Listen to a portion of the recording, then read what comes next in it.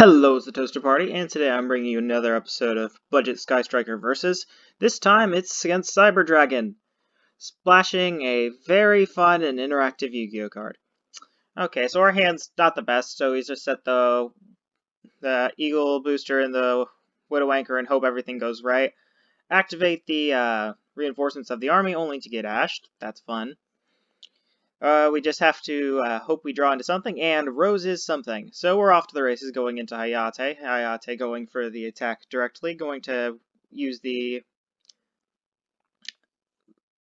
Eagle Boosters, I remember the name of my cards, to try use it to protect Hayate, but they have two impermanents, so the Hayate still gets its effect negated. But we still get to add add a card from our deck to hand using the Shizuku.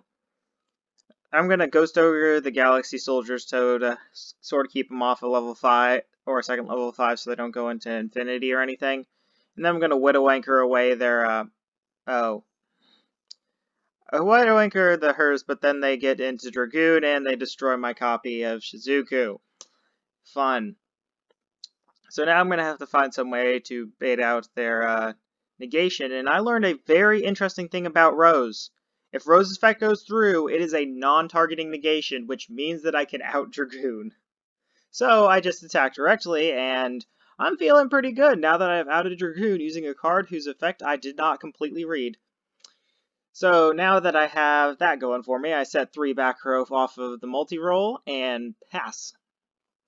So it's going to be a bit of an uphill battle for our opponent, but they do get to go into the Cyber Dragon Mega Tech Gorgeous Fleet of the Burning Abyss.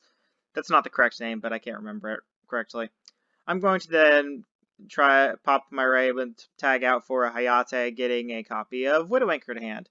That's nice. I'm going to Afterburners away their Cyber Dragon and then attack again for another 1500, sending a copy of Shark Cannon to the graveyard. I'll set Shark Cannon, the set Widow Anchor.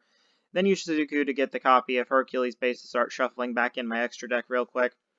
But my opponent doesn't really have anything, and all I have to do from this point is to clear up one of my back row zones, so I'll use the Shark Cannon to banish the Nashter, and then I'll Cosmic Cyclone away the back row. Then I'll take control of it using the Widow Anchor, and then attack for lethal.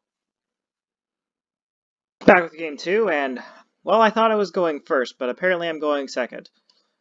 So our opponent's going to activate the Cyber Emergency, they're going to go into Core, and then they're going to go into Almirage, then going to Cyber Repair Plant, and then scoop it up. Well, from what they could tell, I did have a hand trap in hand, so it might have just been that they knew that I was going to be able to effect Valor the Verte Anaconda. But at the same time, what we really need to take from this video is that Roze is actually way better than I ever thought it was.